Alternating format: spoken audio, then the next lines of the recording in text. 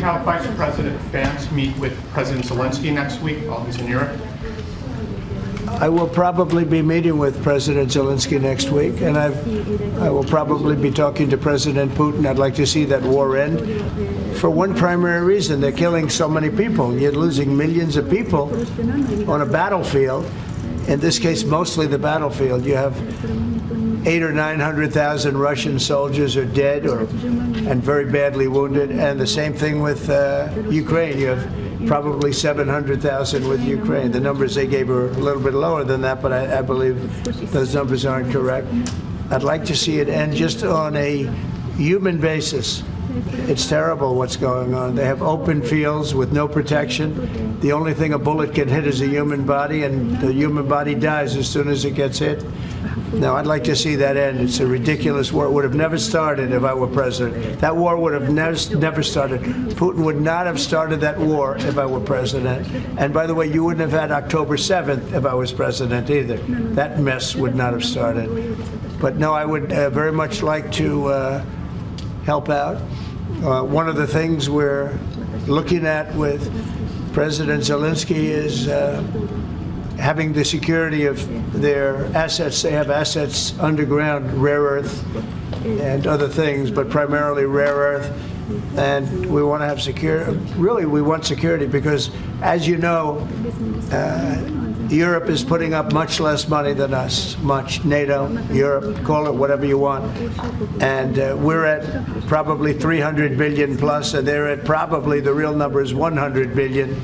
That's a lot of money, but it's 200 billion less than us, and there's an ocean in between.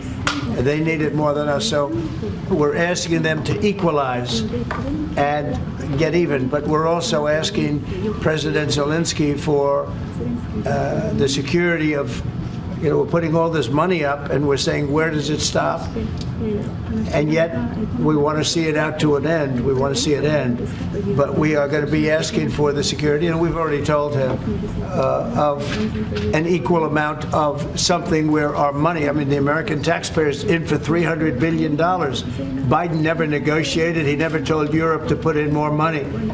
And it got out of hand, just like NATO. NATO, we were paying almost 100% of NATO. When I first came in, everybody was taking advantage of the good old United States, but not anymore. So what, and now, if you speak to the Secretary General of NATO, who was very nice when he was here 2 weeks ago, he said what Trump did was amazing. He got everybody to pay. And to do that, you have to ask. And Biden never asked. So we're in for probably close to $200 billion more than Europe. And yet, obviously, it affects Europe much more than us. So we would like them to stay, to equalize. They have to go more.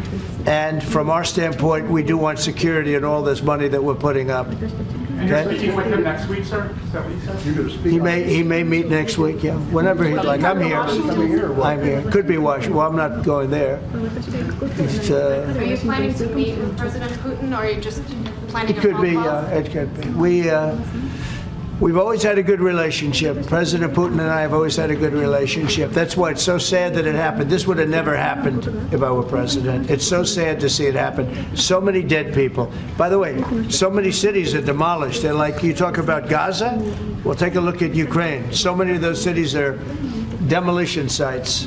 Demolished. So sad. Should have never happened. All those beautiful golden domes, but much more importantly, all those beautiful people are dead.